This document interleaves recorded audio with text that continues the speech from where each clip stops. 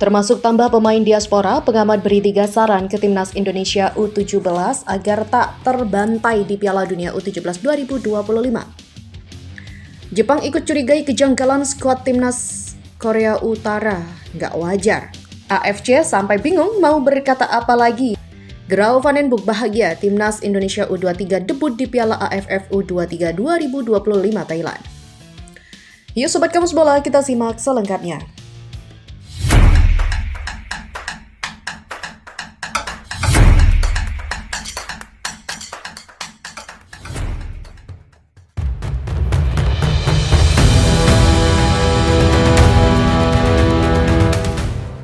Timnas U17 Indonesia akan tampil di Piala Dunia U17 2025 pada bulan November mendatang. Timnas U17 Indonesia disingkirkan Korea Utara dengan skor telak 0-6. Kekalahan ini sekaligus membuat Timnas U17 Indonesia masih memiliki banyak PR sebelum tampil di Piala Dunia U17 2025. Menanggapi situasi yang ada, pengamat sepak bola Indonesia Muhammad Kusnaini atau Bungkus memberikan 3 saran kepada Timnas U17 Indonesia agar bisa bersaing di Piala Dunia U17 2025. Yang pertama adalah menambah materi pemain. Pemain tersebut bisa datang dari EPA hingga diaspora. Dikutip dari bolasport.com, Bungkus mengatakan pertama adalah penguatan tim dengan menambah materi pemain yang memiliki postur dan kualitas fisik untuk bersaing dengan pemain dari Eropa atau Afrika yang mungkin nanti jadi lawan-lawan kita di fase grup. Secara skill, pemain yang lumayan bagus, tapi untuk bersaing di Piala Dunia kita juga membutuhkan pemain dengan postur dan kualitas fisik yang lebih tinggi. Coach Nova perlu mencari pemain tambahan dengan kualitas seperti itu, entah dari kompetisi EPA, Elite Pro Academy, Liga 1, 2, 3, 4 atau diaspora. Yang kedua, para pemain Timnas U17 Indonesia harus menjalani lebih banyak pertandingan. Ketiga adalah PSSI harus mencari tim yang berkualitas untuk menjadi lawan uji coba Timnas U17 2025. Hal itu bertujuan untuk menambah pengalaman pemain. Yang kedua, pemain yang sudah ada saat ini harus lebih banyak menjalani pertandingan berkualitas. Kelemahan mereka saat menekan lawan menunjukkan bahwa mereka belum terlalu terasah melalui kompetisi yang berkualitas. Dan ketiga, selain TC, PSSI juga perlu menyiapkan sejumlah pertandingan uji coba internasional yang bagus. Cari lawan-lawan dengan kualitas di atas kita yang akan membuat berbagai kekurangan Timnas U17 yang bisa lebih terekspos.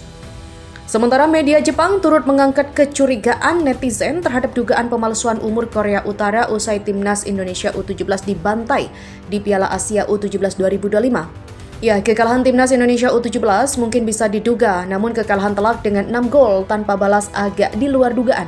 Sebab, tim asuhan Nova Arianto memiliki salah satu pertahanan terbaik di Piala Asia U17 2025 dengan hanya kebobolan sekali dari 3 laga di fase grup. Setelah laga, sejumlah netizen menyoroti kualitas fisik pemain Korea Utara yang dianggap tidak seperti pemain berusia 17 tahun. Media Jepang Newsgo pun menyoroti komentar-komentar itu setelah Timnas Indonesia U17 dikalahkan Korea Utara. Menakutkan, terlalu brutal. Korea Utara kejutkan Indonesia dengan kemenangan telak 6-0. Dunia keheranan pada kelolosan penuh amarah ke semifinal. Dia punya kemampuan fisik yang tidak seperti pemain berusia 17 tahun. Demikian judul dari media Jepang Newsgo itu. Dia sangat kuat secara fisik, saya tidak percaya bahwa dia baru berusia 17 tahun. Itu menakutkan, 6 pemain mencetak 6 gol. Jepang sendiri secara mengejutkan juga tersingkir di babak perempat final Piala Asia U17 2025 setelah dikalahkan oleh Arab Saudi lewat adu penalti yang merupakan tuan rumah. Selain itu, setelah menanti sejak 2025, tepatnya Januari, Grau Vandenboek akhirnya semakin dekat menjalani debut sebagai pelatih Timnas Indonesia U23. Pelatih asal Belanda itu akan memimpin Timnas Indonesia U23 untuk pertama kalinya di Piala AFF U23 2025. Mengutip dari The Asian Bowl, Piala AFF U23 2025 rencananya digelar di Thailand pada Agustus nanti. Thailand akan menjadi tuan rumah ASEAN U23 Championship pada Agustus. Bagi Thailand, ini merupakan ketiga kalinya mereka menjadi tuan rumah Piala AFF U23. Di 2 kesempatan awal menjadi tuan rumah, Thailand sekali juara dan menembus semifinal. Pada 2005 atau di edisi perdana Piala AFF U23, Thailand keluar sebagai juara setelah menang 3-0 atas Singapura di final. Kemudian saat menjadi tuan rumah edisi terakhir Piala AFF U23 2023, Thailand dihentikan Timnas Indonesia U23 di semifinal. Saat itu Timnas Indonesia U23 asuhan Shin Taeyong menang 3-1. Sayangnya di partai puncak skuad Garuda Muda gagal juara setelah kalah adu penalti dari Timnas Vietnam U23. Sementara Komisaris Utama PT Liga Indonesia atau LIB Zainuddin Amali telah menyodorkan 60 nama kepada Gerald Van den Boek. Aksi ini dilakukan PT LIB agar Gerald Van den Boek lebih dimudahkan dalam menyusun kerangka tim. Kami sudah menyerahkan sekitar 60 pemain baik secara data dan video kepada PSSI melalui pelatih Timnas Indonesia U23. Dan tahun ini ada beberapa agenda yang dijalani Timnas Indonesia U23. Jika semuanya dipimpin Gerald Van den Boek, itu berarti ada 3 ajang yang ditempuh Timnas Indonesia U23. Ya, setelah Piala AFF U23 2025, ada kualifikasi Piala Asia U23 2026 dan juga SEA Games 2025.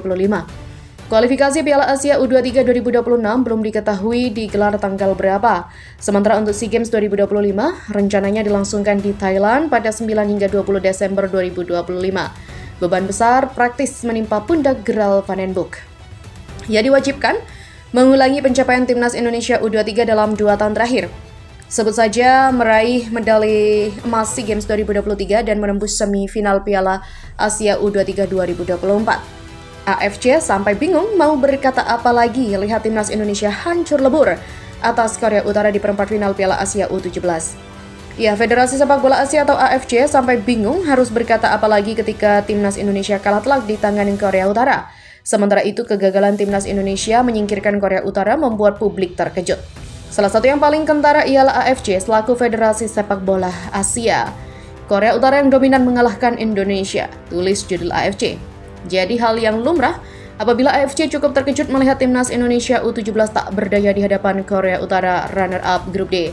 Pasalnya, skuad Nova Arianto tampil cukup meyakinkan saat melakoni banyak penyisihan grup.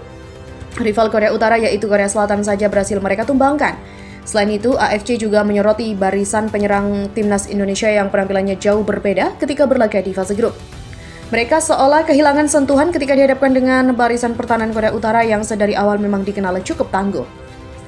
Barisan penyerang Indonesia menyerahkan segenap kemampuan mereka untuk memperkecil kedudukan selama 20 menit berikutnya.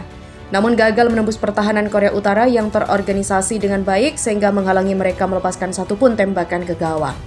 Alhasil, Timnas Indonesia harus merelakan satu tempat di semifinal kepada Korea Utara yang telah ditunggu oleh tim favorit juara yakni Uzbekistan. Gol dari 6 pemain yang berbeda ke gawang Timnas Indonesia akan membuat Korea Utara berhadapan dengan juara 2012 Uzbekistan. Demikian tutup AFC.